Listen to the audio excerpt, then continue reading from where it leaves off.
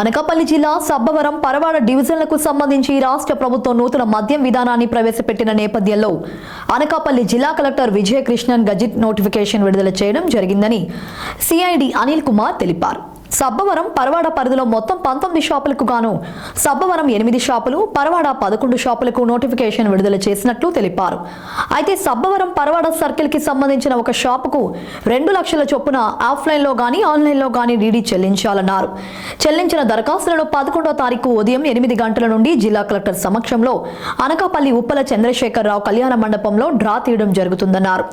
ఈ ఎక్సైజ్ శాఖలో బకాయిలు ఉండకూడదని, అటువంటి దరఖాస్తులను తిరస్కరించారని ఈ సందర్భంగా సీఐ స్పష్టం చేశారు. ఈ కార్యక్రమంలో ఈ ఎక్స్చేంజ్ ఎస్ఐ వివి రమణ మరియు సిబ్బంది పాల్గొన్నారు. మరియు పరవాడ మండల నిమిత్తం గెజెట్ లో షాప్స్ నోటిఫై చేస్తున్నారండి. అందులో ఈ విధానానికి సంబంధించి అప్లికేషన్స్ అన్ని కూడా మనకి 1వ తారీఖు నుంచి మొదలుకొని 9వ తారీఖు సాయంత్రం 5 గంటల వరకు ముగింపుతో అప్లికేషన్లని దరఖాస్తులను స్వీకరించబడతాయి. అందులో దరఖాస్తులు 2 రకాలండి. ఒకటి మన ఆన్లైన్ విధానం, ఒకటి ఆఫ్లైన్ విధానం. ఒకటి ఆన్లైన్ విధానం ఏంటంటే, ఆన్లైన్లో ఎవరైనా ఎక్కడైనా అప్లికేషన్ యూఆర్ఎల్ పోర్టల్ ఉంది, మనకి గెజెట్లోనే ఉంది 3వ పేజీలో. దాని ద్వారా ఆన్లైన్లోకి ఎంటర్ అయ్యి ఆన్లైన్లోనే పేమెంట్ చేసుకొని దాని కన్ఫర్మేషన్ ఫారం వచ్చింది, అది పట్టుకొని మా దగ్గరికి వస్తుంది, దానికి ఒక నెంబర్ ఇస్తాం అంతే. అదే ఆఫ్లైన్ అనుకోండి, దాన్ని DD district prohibition excise officer అన్న పేరు మీద డీడీ 2 లక్షల రూపాయలు తీసుకొని మా దగ్గరకు వస్తే, మేము ఇక్కడ స్టేషన్లో నోటిఫైడ్ సెంటర్స్ అని గెజెట్ లో ఇచ్చున్నారు. ప్రొవిషన్ ఎక్సైజ్ స్టేషన్ సబ్బవరం కూడా అందులో ఒకటి. అక్కడికి వచ్చి మీరు అక్కడ నమోదు చేసుకుంటే అప్లికేషన్ మీవి స్వీకరించబడతాయి. ఇది ఆఫ్లైన్ విధానం. ఇది కూడా 2 లక్షల రూపాయలు కూడా నాన్ రిఫండబుల్, అంటే తిరిగి మళ్ళీ రావు. లాటరీలో పాల్గొనడానికి సంబంధించి అది 2 లక్షల రూపాయలు వెళ్ళిపోద్ది, గవర్నమెంట్కి వెళ్ళిపోతుంది.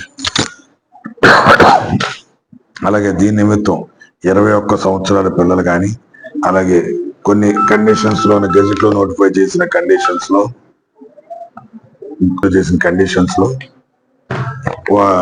ఆ కండిషన్ ప్రకారం వాళ్ళు కొంతమంది అనర్హులు ఉన్నారు.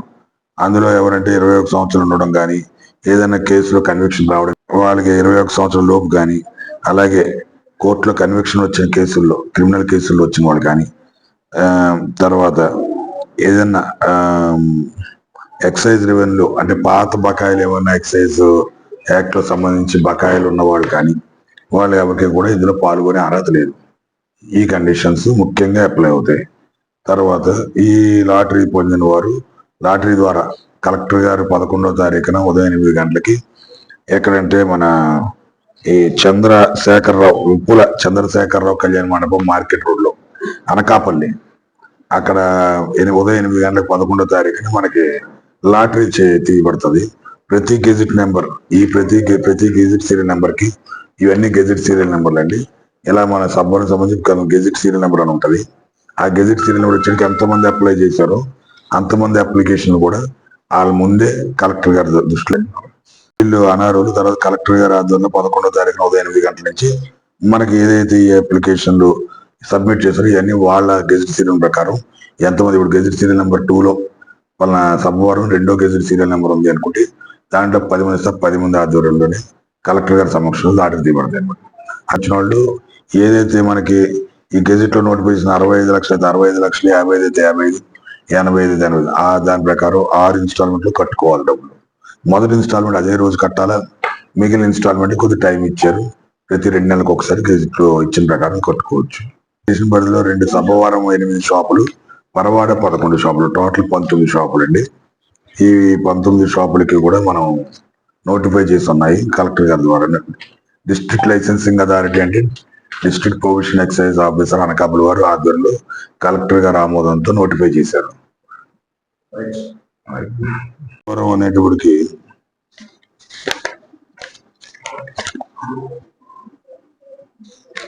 ఏమంటే సార్, సభ 8 ఉన్నాయి నోటిఫికేషన్ లో, కలెక్టర్ గారు ఇచ్చిన నోటిఫికేషన్ లో.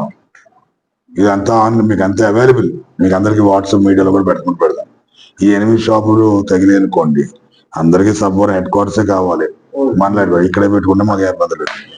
వాళ్ళ వ్యాపారాలకు బాగుండే మనకి మాకు కావాల్సిన షాప్స్ రెవెన్యూ బాగుండదు.